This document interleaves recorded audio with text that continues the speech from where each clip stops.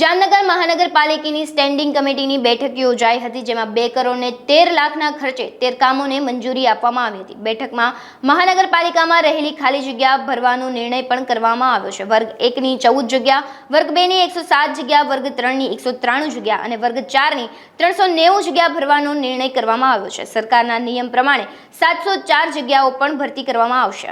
આજ રોજ જામનગર મહાનગરપાલિકાની મળેલ સ્ટેન્ડિંગ કમિટીમાં કુલ 11 એજન્ડાના કામોને બહાલી આપવામાં આવે છે, જેની કિંમત 2 કરોડ 13 લાખ જેવી થાય છે।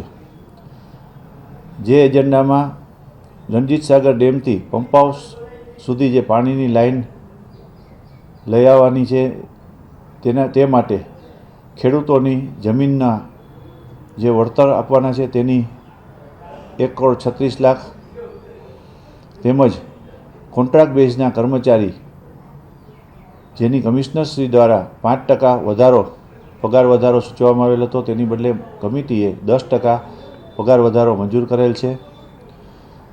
તેમજ હરિયા કોલેજથી સાંઢિયા પુલ પાસે જે રેલવે ટ્રેકને પેરેલલ ડીપી રોડ છે તે ડીપી રોડનો સૈદ્ધાંતિક સ્વીકાર કરવામાં આવેલ છે।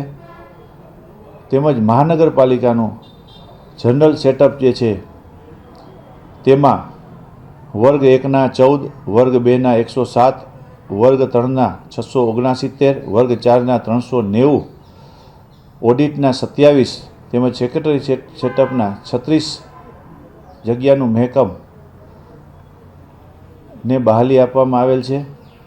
2015ની અંદર 1036 કર્મચારીનું સેટઅપ હતું, જે આ વખતે 1243નું સેટઅપ મંજૂર કરતાં 207 જગ્યાનો વધારો મંજૂર કરવામાં આવેલ છે।